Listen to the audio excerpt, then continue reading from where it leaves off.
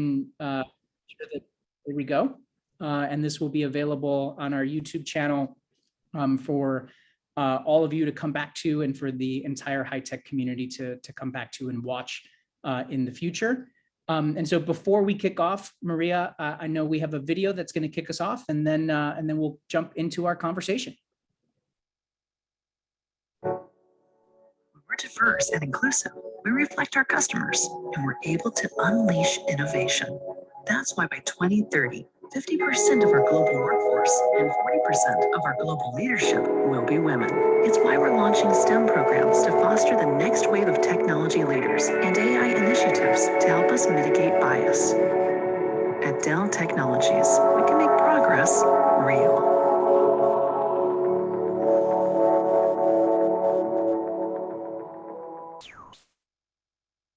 By 2030, we will fully automate. All right, thank you, Maria. And so at this time, I would like to introduce Alexandra Duston, who is the Chief of Staff for Dell Technologies Select Customer Success, and she leads strategy and operations for the organization. With 18 plus years of professional service experience in program management, leadership, and services, Alex has spent time leading global teams within deployment, enablement, operations, and various continuous improvement programs.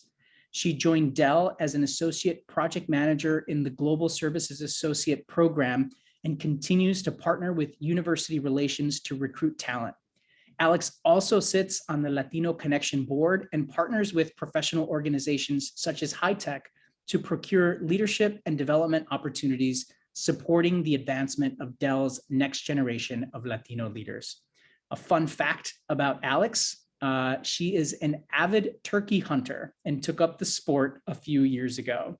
So Alex, I will turn it over to you and let you take over the program, and we'll see you in a bit. Fantastic. First, thank you, Omar and Maria, for the opportunity to bring this conversation to life. It's been a great experience. Latino Connection is one of Dell's many employee resource groups, and we're excited to team up with HITEC for this amazing discussion, empowering the next generation of women leaders and allies. This panel discussion is going to tackle some important questions related to women's pathways to leadership, structural, cultural, and social changes needed, and how women can model new paradigms of leadership and power. So with that, we'll move over to our panelists to give an introduction and also a fun fact about themselves. We'll kick it off with Monica. Thank you so much. Monica Younger. I've been at Dell for 22 years. My current role is I'm Vice President of Dell Financial Services IT. I've had multiple roles in IT, from manufacturing to HR to finance, and recently Dell Financial Services. I am the executive sponsor for Latino Connection Recruiting. I have two children, a 12-year-old boy and a 9-year-old girl, Christopher and Isabella. And I guess a fun fact about me is after college, I spent about 3 months in South Africa traveling and just exploring, and had a wonderful time. So just a little bit about me. With that, I'll hand it over to Gina. Hi, so thanks, Monica. Hello to everyone. My name is Gina Cano. I have been with Dell for 17 years. In those 17 years, I've had a variety of roles. Most of them, I'd say 80% of my time has been in a leadership role. I am currently Director of Business Transformation. So in a nutshell, I go in and I disrupt things. So the disruption I bring causes change. So change is how we transform, right? So let's see, I've been in the front end of customer facing to back end operational type roles. I've hit a little bit of everything. My preference is in the back end operations and transformation. I am on the Latino Connection board as well. I am actually one of the recruiting pillar leads. So my goal is to bring in all this wonderful Latino talent and bring them into Dell so we can continue to shift that curve and impact it that way. I've been married as well for 17 years, and I have a 12-year-old son He is absolutely my son. He is definitely a picture of me, and he takes all the characteristics of mommy. There's no doubt about that. Fun fact, I have two. So Alex, I'm going to cheat and I'm going to give two fun facts. Fun fact number one is I actually had surgery on Tuesday to repair a ruptured Achilles. So yeah, that's fun. And the other fun fact is I one time won second place in a breakdancing contest. Now, mind you, there was only 2 people participating, but still, I got second place. Second still counts. I got it. I got a trophy, so I'm holding on to that. And that's my story, and I'm sticking to it. So I think, Loretta, I'm going to hand it over to you. That's great. I'm not sure I can do one up on that one. So good afternoon, everyone. Loretta Fellers. I am a 24-year veteran of Dell Technologies. I currently lead our customer success organization that's a bit different than Alexandra's. I actually sit within our customer and financial services organization. And over my 24 years, I've had a lot of different roles. I've spent probably about half of it within the sales organization, leading mostly global sales organizations, enterprise type of customers. And then the back half of my career has been spent within the operations organization. I was very fortunate to be able to have been part of the integration team between Dell and EMC, which was an amazing opportunity of a lifetime, and reaped lots of rewards from that. And the current org that I lead is a customer-facing team that's responsible for supporting our customers and making sure that we deliver on our commitments, something that I'm super passionate about. In terms of the board roles that I currently sit on, so I'm a member of the Latino Connection. I co-chair the membership pillar. And I also have been on the Women in Action board for about 15 years. I just passed on the torch to someone else, but it's been a passion of mine and it will maintain a passion of mine. In terms of external board memberships, I am on the board for the Texas Conference for Women. Hopefully many of you have participated in that. It's another great way to invest in yourself. So I have a husband of 34 years, Jim, and I've got 2 children, a 29-year-old son and a 19-year-old son. And a lot of people ask me, is it the same husband or not? Yes, it's the same husband. It's just bad planning, guys. But wonderful kids. They're both the light of my life, of course. The fun fact I think that I'll share with you all today is I grew up in a small town that's a suburb of the Dallas-Fort Worth area. When I was 10 years old, I had a paper route so that I can help contribute to the family. And I broke my collarbone as I was riding my bike one morning, throwing the newspaper, learned to throw with my left arm so that I could keep my route, and actually won Paper Boy of the Year. So I might have been the first girl that was a paper boy way back when. So hopefully, you know, it was the start of a change in trend. So thank you very much. I look forward to the session today. I'm going to hand it over to Lisa. Thanks, Loretta. I don't know about you, but I grew up playing that video game, Paperboy, and I was just thinking of playing that video game when I was younger. I'm Lisa Gard. I'm really happy to be here today. I am a senior manager, and I help drive digital transformation in federal, directing the development and execution of activities within complex multi-phase federal programs. And I help, provide strategic leadership and day-to-day management to the federal business enablement program within our sales operations team for program management and change management. So I've been at Dell around 19 years. I have 4 children. My oldest is about to be 27. My youngest is about to be 20. It's kind of mind-blowing when I think of that. And I have 2 bonus children as well. And my significant other also works at Dell. We met at Dell, so we're a Dell couple. My fun fact, I knew I was going to try to outdo Gina. Let's see. I don't know, breakdancing is pretty steep. Okay, so I just started roller skating again, and I joined an underground Austin, Texas group that plays house music outdoors and that plays skate centers and plays house music. And so I'm roller skating and trying to dance. In my mind, it's like roll bounce the movie. That's not actually how it works out. So that's my fun fact. Over to you, Alex. That's an awesome fun fact. And is that like roller derby competitive or just like straight up dancing and fun? Yeah, no, it's just roller skating, like just old school roller skating out on the concrete, just fun. Yeah. All right. Well, awesome. Thank you all for sharing those fun facts. I will say I talk to these ladies several times a week and I didn't know any of those fun facts. So welcome to the familia for sharing. We're going to get right down to it based on time.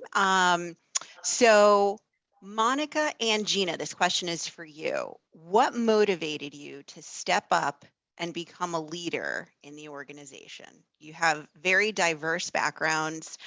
From a leadership perspective, have both held multiple roles. What motivated you to actually step up to become a leader? Monica, you want to take that one first? Sure. So it's been a while. It's been about 15 years since I became a leader. So if I look back in time, I always had aspirations to becoming a leader. But my manager at the time came to me and said, Monica, look, I think that you'd be really good at this. It would be a good opportunity for you. And so I thought to myself, hey, this is something I like, taking on new challenges. That's what really motivates me, is doing something new, taking on a new experience. And so when he came to me and talked to me about this opportunity, I was like, you know what, I'm going to try it. I leaned into it and I have been in leadership for quite a bit now. So that's probably what motivated me, was someone came to me and I love challenges and trying new things. Gina, what about you? So for me, whenever I get asked that question, or I would get asked that, what do you want to be when you're growing up? My response was I never really knew what I wanted to be. I just knew I wanted to be in charge. So leadership has been a natural role for me. That's just what I love to do. I always find myself in a leadership role where people will come to me and ask for guidance, no matter what it is. From whether it's the PTO board that I try to avoid being a part of, to when it was here at Dell, whatever it is, my natural role has been in a leadership. That's where I'm most comfortable. That's what I love to do. So for me, it was just a natural evolution for me to fall into a leadership role. In fact, when I got hired at Dell, within a year and a half, I was already in a leadership role, right? I got brought in as an individual contributor, and then I quickly moved into a team lead role. So that's where I'm most comfortable. That's what I like to do. And I think the reason I love leadership is because I love to help others, right? I love helping others develop. I love to see others grow through the support that I can provide to them. So it's what I love to do. And that's how it works for me. At least 80% of my time here at Dell, I've been in a leadership role. Wow, that's fantastic. Loretta and Lisa, when you began your career early on, did you ever imagine that you would have a leadership role in this profession or in your current organization with Dell? I can start, Lisa. The answer is no. Actually, when I first started it 4 years ago, I started on the front line. I was an individual contributor as a sales rep on a quota. I had one son at the time, and honestly, my mission was just, quite frankly, to be successful in the role that I had been given and do a great job. It was actually the manager and actually the regional director that saw something in me that I actually hadn't seen in myself, and approached me and said, hey, look, we think that you can help us lead other people to teach them some of the things that you were doing. It turns out some of those things were simply me just beating the phones trying to make a quota because I had daycare to pay for, quite frankly, right? It was the really real of life. But for me, that was enough motivation to really put myself out there and drive towards something important that was important to the company, but it was also important to me personally. So I think that that's actually one of the greatest things I feel about my own story, is that someone saw something in me. I think Gina touched on this a little bit too, is I think it's one of the best things about leadership is that you have the opportunity to inspire in others, maybe what they don't always believe that they can do. And it's such a fulfilling opportunity. So I'm very grateful for the leaders who saw that in me. I try to give that back to others. But I honestly, Alexandra, I could not have imagined that I would be in the role where I am today, which is a pretty broad role in terms of driving customer outcomes across the company. You're really trying to understand on the commitments that we made to the customer. You know, I always tell people, whatever you sell is only as good as you execute, and whatever you execute is only as good as what you told the customer. And it's easy to say that, it's not easy to always do, but I've been very, very fortunate to have a lot of people along my journey who were interested in me being successful, who were there to help and guide me along the way, and bring me to this point in my career. So my mission now is to make sure that I do that for others as well. So Lisa? Yeah, I don't think I could have begun to envision it. No. I look back at my younger self, and I'm gonna take this audience back a little bit. So on my journey. So I look back at my younger self and I see an 18-year-old single mom on government assistance who is in a very different journey than those around her. And I think, you know, it was that experience that gave me the ability to, you know, fast forwarding now, that gave me the ability to empathize and to relate to those around me going through their own struggles. And it's a huge part of what I bring to the table today in my role. I acknowledge that I have a lot of insecurities, but I roll up my sleeves and I show up to do the work anyway. I was raised and surrounded by strong, amazing women my entire life that have helped me along the way. And a huge thank you and shout out to one of those women's thank guests, because she leveraged her network to open a door in what turned out to be a life-changing moment for me. I remember her calling me to tell me that Dell Technologies was hiring tech support reps on the front line as an individual contributor, and asked if I was interested. And I was terrified and excited at the same time, because I had no idea how I was going to get through an interview, much less get a job in that field. But I went for it anyway. And the night before, I drove over to her house, and she spent 6 hours that night before my interview teaching me how we tore apart a server for one of our product lines. We were whiteboarding and learning about the different components of our server. I was learning all about RAID, and spoiler alert, I got the job. So all I can say is that it's been a wonderful adventure in my last 19 years at Dell. Dell offered me the opportunity to go back to college, and I got my degree, which I completed last year. So I finally got my bachelor's, but it was through sponsorship and a resolute determination inside myself on not giving up. And I had an opportunity to switch gears 8 months ago and get back into a leadership position during a pandemic and leading a remote team. And that's my story, my journey. I want to add Amazing. something to that really quick, Alex, if I may. I want to share a story with Lisa, because I've been a part of the journey with Lisa. I've known her practically my whole career. I think we worked together. And again, having been in a leadership role most of my career, I was actually a manager in the same organization that we were a part of. And I was looking to hire a team lead. And I told Lisa, you should go for it. Lisa told me no. She's like, no, I can't do that. I'm not ready to be a team lead. And I just couldn't do it. I said, Lisa, you're ready.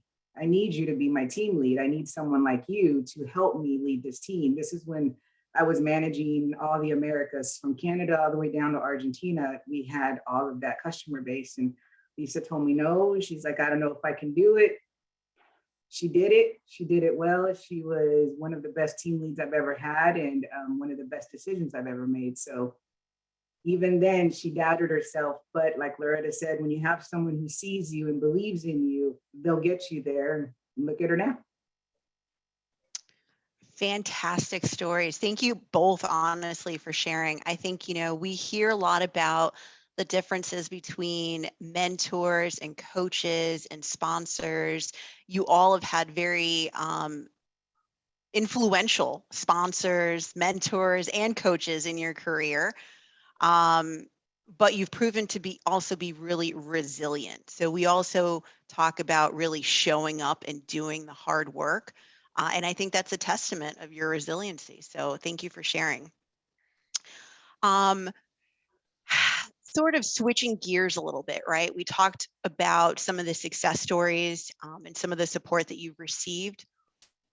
What has been the most dangerous behavior or trait that you've seen derail female leaders in their career? And Lisa, I'm going to swing back to you on this one. Yeah, sure. Thanks, Alex. So I think that one of the most dangerous trait and behaviors is having a passive approach to your career and making assumptions about, what your leadership thinks your professional goals and aspirations are. I've found that it's really important to vocalize that and, then compare against what their perceptions of you are. So, I think as a follow-on, communication and being receptive to feedback once you get there and have that discussion are key. I think it's important to advocate, for yourself and raise your hand for those stretch assignments or the next project or opportunity or promotion. And if you see, a role or opportunity that aligns with your development plan, go for it. Pro tip: when you do raise your hand and you go for that next opportunity, the next role or promotion, it is okay to be excited about it and to let your light shine and your energy come through. It's okay to be excited and to let other people know it. I encourage that. I mean, I often coach some people about, when they're going for a new role, treat it like a campaign, right? Get some hype and some excitement around you going for that role. Get people talking about you in that role. Get people talking for you about being in that role. And that goes a long way. So thank you, Lisa. Gina, what about you? What's been the most significant barrier in your personal career? All right, buckle up. Let's be real. I'm going to be honest, and I'm not going to sugarcoat this one. And those of you that know me, or as you get to know me, you'll see that that's one of my beliefs. I'm very transparent. And my honest and humble opinion and what I've seen, what's held me back, what's been a barrier, is the fact that I'm not a male, specifically a white male. Being a minority female has been a barrier, simply because I haven't had the same opportunities presented to me as some of my male counterparts are.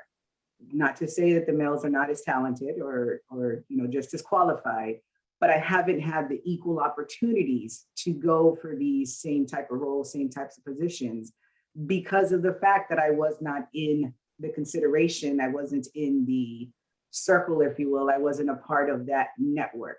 Are things changing? Yes. Are we there yet? Absolutely not. We still have a lot of work to do. But I do feel, again, this is the opinion of Gina, had I been a male, I would probably be much higher in the ranks in my career than I am today. Now, do I have all the skills? Maybe not. Do I have some development needed? Absolutely.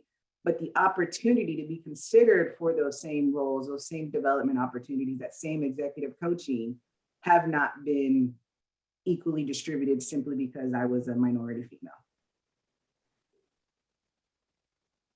Thank you, Gina. We're getting a lot of applause for your candidness in the chat. Monica, you've been a leader for quite some time, about 15 years with Dell. How did you navigate power structures earlier in your career versus now later, when now you've established your formal leadership role? So early, I've been a female engineer, and when I became an engineer, I was one of 2 women that graduated. So I was used to not seeing a lot of other women in the area. Then I went into manufacturing, IT. And I can remember it was difficult for my voice to be heard in those rooms. I remember going into them and I was very timid. I was very quiet. And I didn't feel like I could speak up. And so early in my career, I started building relationships. I really found someone, a mentor that helped me. And it was a woman that had already moved up in her career. And I went to her and I said, look, I'm struggling to be in these rooms and I'm scared. And I'm the only one there that's female. And so, you know, I used to be asked to be the one to write all the notes on the whiteboard, right? And I didn't want to write the notes on the whiteboard. So I had to learn how to have a voice and how to get comfortable. And then as I, you know, progressed later in my career, and I had a lot more confidence in what I had been able to deliver, and I didn't feel that way anymore, right? My voice was heard, and I was very proud to be the first one to speak up and give my opinion and give my views. But it took time, and it took people that were mentoring me and coaching me and building my own confidence. But it is a difficult place to be when you're one of very few women in a room full of men. Agreed. And I think we've all found ourselves there. Loretta, how have you built confidence and resiliency over the course of your career? And how do you encourage women to not give up? That's a big question. A lot, like we could go for a while on this one. I would tell you that, you know, over the course of 24 years, there are things that I can call great successes, but there's a lot of things I could say, gosh, I really wish I would have done that better, or I could have done it better, right? What I've learned over the years, and I think part of this just comes from over time, you get more comfortable with yourself, is that every, you know, quote unquote failure is an opportunity to be better. And so I have really leveraged that for my own betterment in terms of being honest with myself. I mean, I'm going to blend a couple of, even a little bit of the previous question into my answer here, because I think one of the things that we often do as women, and maybe even Hispanic women, I see it a lot across the population, where a lot of our noise holds us back. I'm not good enough. I'm Gina, I'm not a man. I'm didn't graduate immediately from high school into college, right? Blah, blah, blah, blah, blah, blah, blah. We all have something there.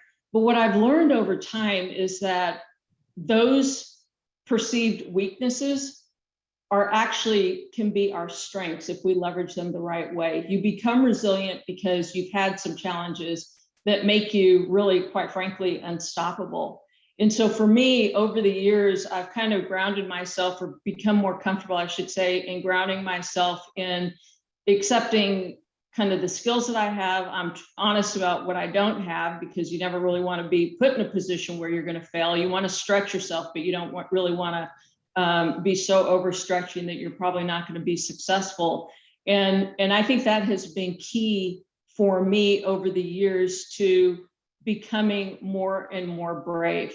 I will say that the other thing that has helped me over the years to become really resilient is to be grounded on what is most important to me.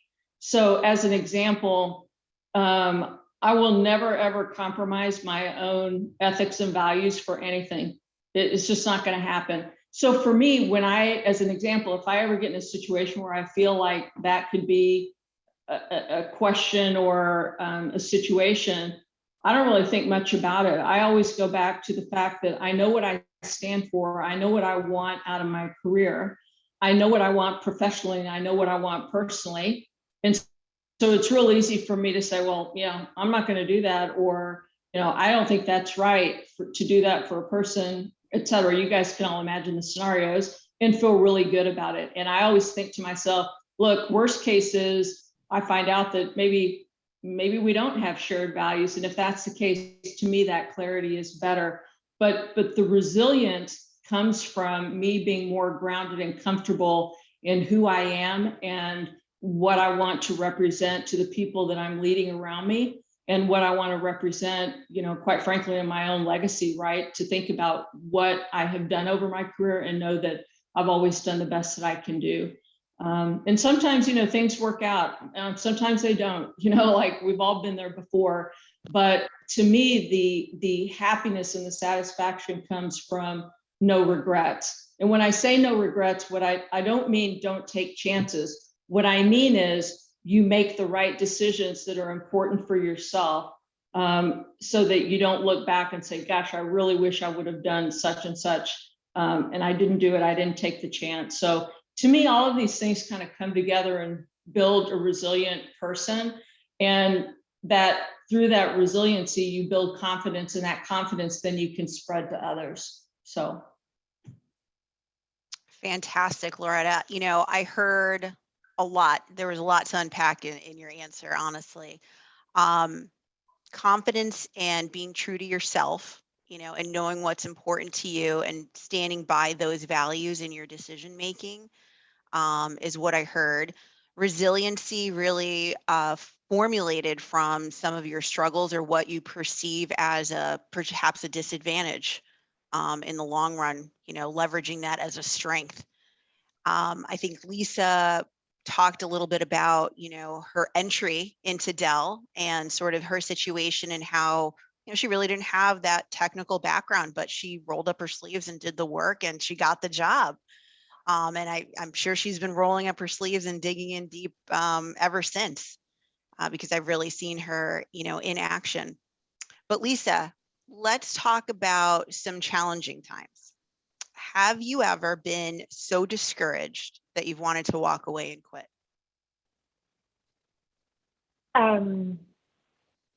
Yes.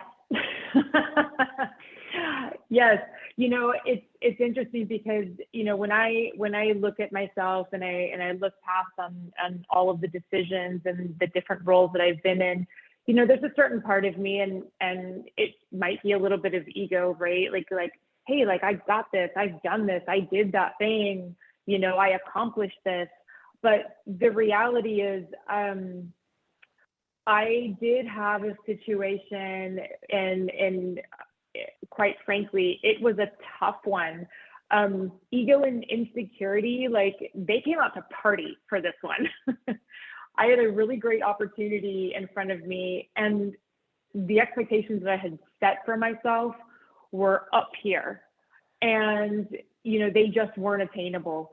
And so that was, you know, just ego dancing on the stage, and then her friend insecurity like took over. And instead of like taking a moment to pause at that point in time in that particular role, instead of taking a moment to pause and look around me and reassess and reach out to a mentor. I've seen that in the comments, Norma, yes, mentors.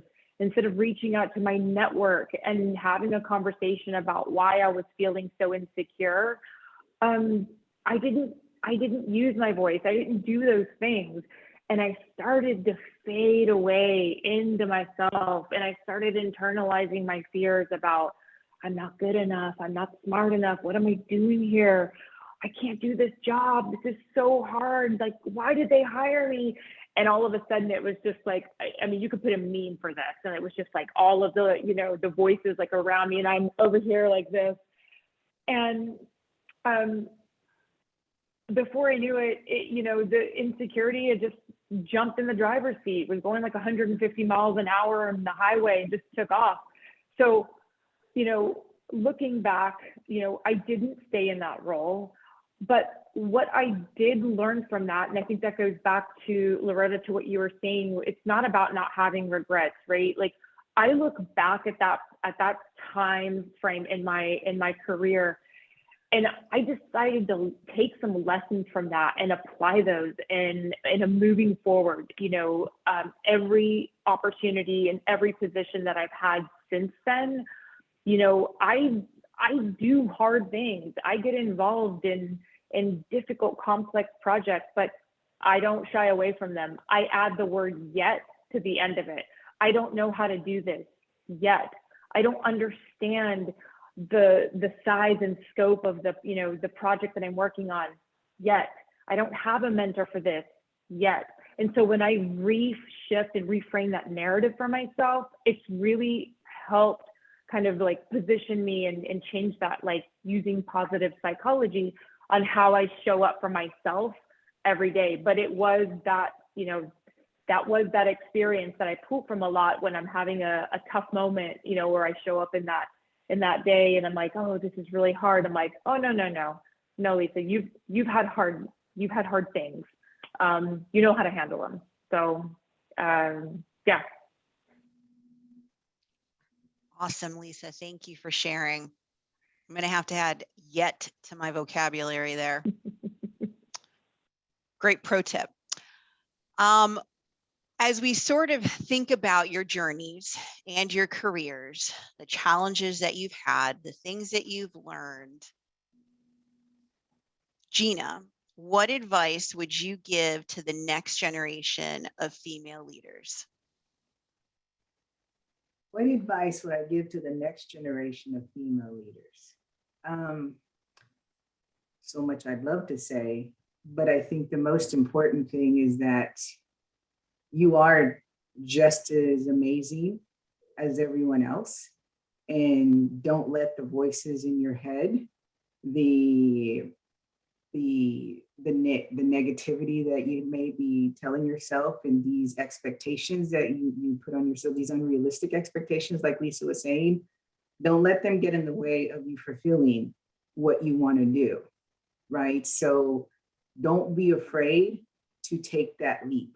Don't be afraid to move forward.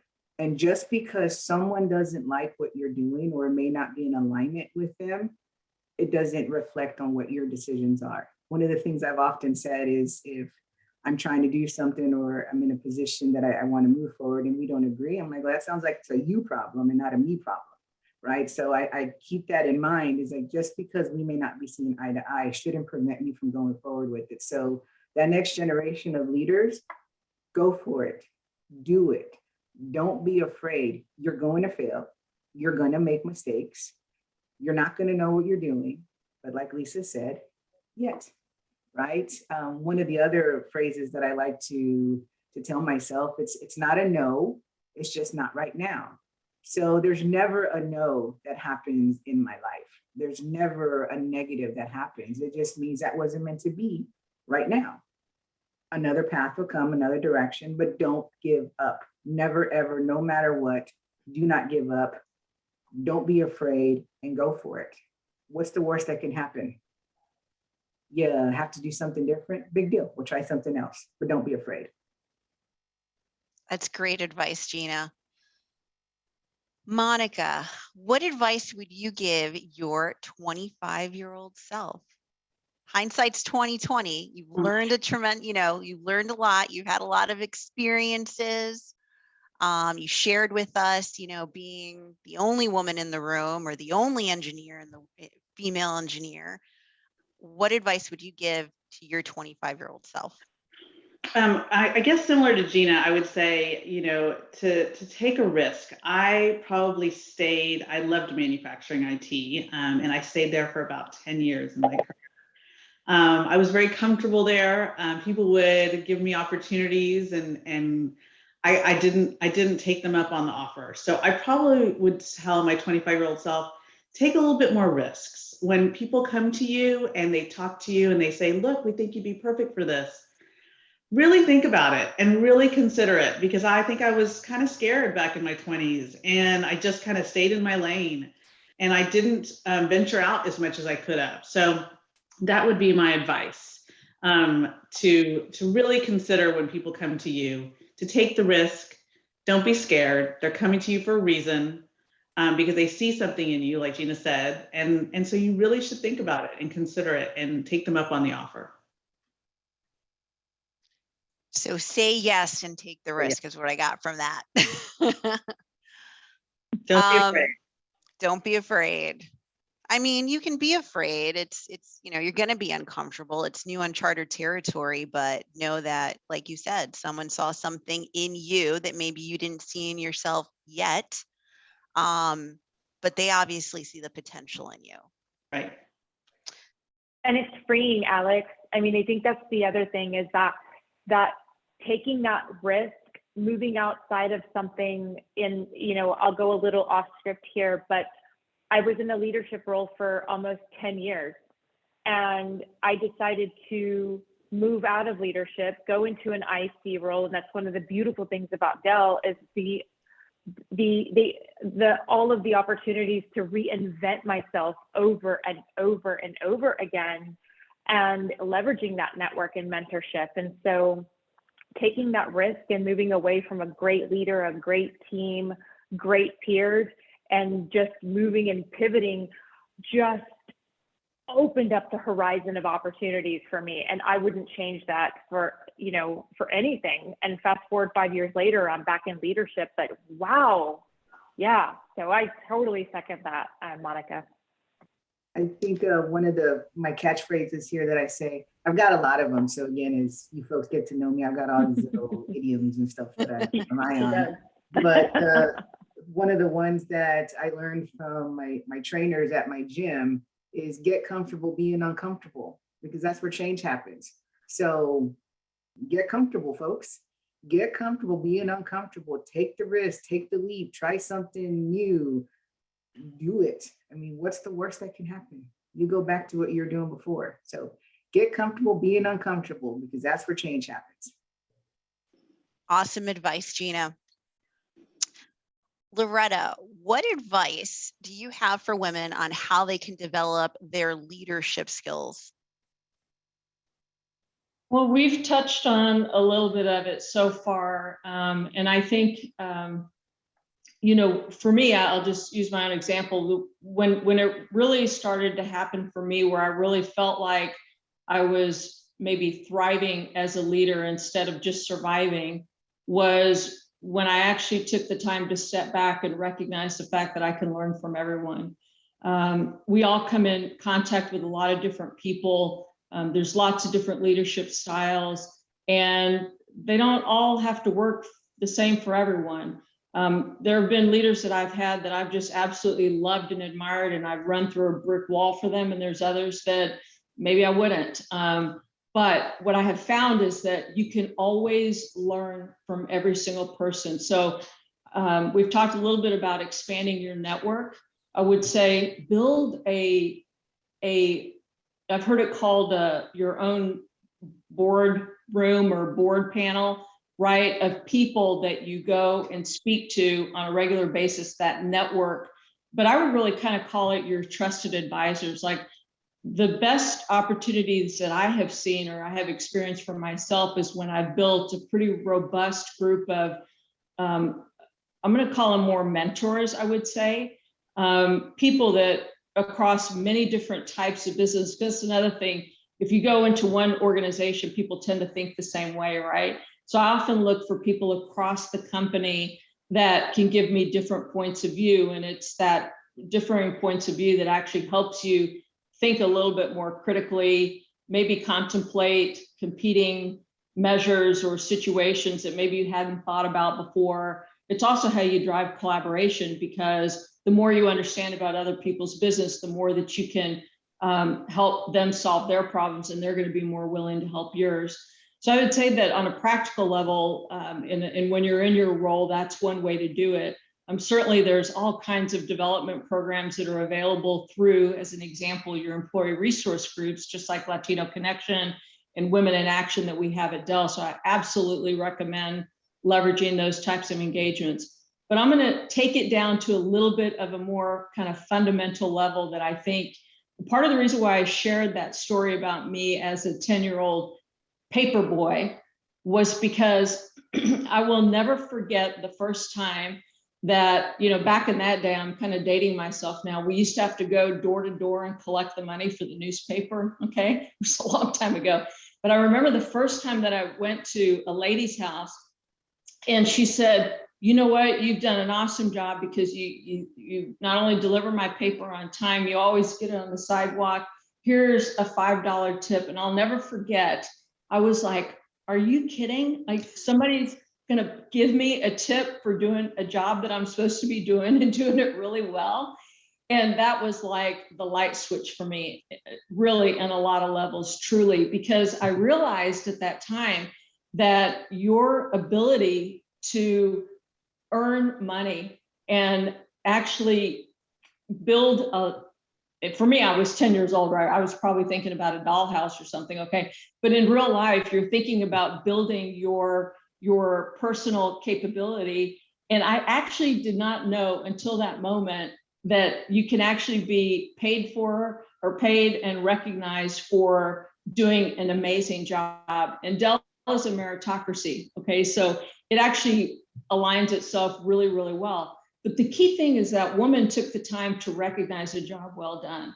So think about the noise in our head often starts when we're much younger. So we can do things today to build great leadership skills, but I promise you that if we reach into the younger generations and we really tap into them now and we start building confidence, man, it's just an amazing thing to see blossom. And someone did that for me. And I try to do that for little kids when I see them. It could be something small, but just take the time to recognize a kid and tell them that they've done something amazing. I promise you that it will mean something to them. So hopefully that helps.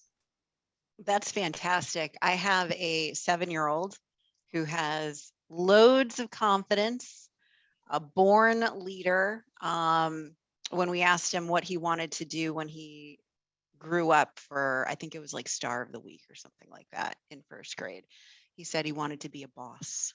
I mean, this child is basically running the show, not only at home, but also in school and group projects and everything, even in first grade. So, you know, building confidence at an early age can be a struggle for the parent dealing with that strong-willed child. But I know he'll be okay, honestly. You know, I don't worry about him. I know he will advocate for himself. I had a little story about him advocating for 2 points on a math test that he knew he got right. And he was arguing with the teacher over 2 points, which, you know, my 5th grader probably wouldn't even bother arguing. To him, the effort wasn't worth it, right? It was 2 points. He still got his A. He was fine with it. But my 7-year-old wanted that A+. You know what I mean? He wanted that 100 or whatever that was. So just, you know, instilling confidence at a young age, wholeheartedly agree with that. Did he get the 2 points? He did, Okay. because he was right. Rock on. It was a miss marking or whatever on his exam. There you go. Lisa, what advice would you give women, maybe even specifically at Dell or whatever company they work for, to grow in their leadership skills, looking to grow their network? So to grow in their leadership skills and network, I guess just personally, like if I'm looking back, one of the most fulfilling and, you know, rewarding ways that I looked at it, my development, was, you know, engaging with other women, finding ways to mentor other women. And I found that I learned a lot about myself in that process. So it was really a pay it forward, lifting others up around me, but also developing at the same time. So it was a, you know, like a two-way relationship. So I think, you know, mentorship, you know, we talk a lot about it here, but, you know, I know within our company, we have, you know, our employee resource groups, and we have a lot of development, you know, programs that are shared across, you know, the different platforms and channels, you know, internally. But I would say, like, externally, if you don't have employee resource groups, so you don't have a mentorship program, and you're looking across the organization and you're looking for ways to develop or connect with other women, start your own program, right? Like, you don't have to go big. You can start small, but put a framework together and, you know, pull together a mentorship program. and that serves multiple purposes in terms of development, in terms of growing a network, and pulling others up around you. Fantastic advice, Lisa. If you don't see it, do it, right? Yeah. All right. Yeah, first. We've got a few minutes before we start flowing into networking, the networking session. I'd like to open it up to Q&A. So if you have a question, you're welcome to unmute and ask it live. If you feel more comfortable typing it into the chat, we welcome that as well. But any questions from the audience? We've got, again, some amazing women on this panel with a ton of experience, both in life and business work experience to share, and they love sharing personal stories. I think that resonates a ton. So any questions from the audience? Don't be shy. Come on. Hello. Hi. My name's Tammy Tufty, and I'm very curious, and I think I've heard parts of it, and I love all the inspiring stories and the advice that's given. I mean, it is just lighting me on fire.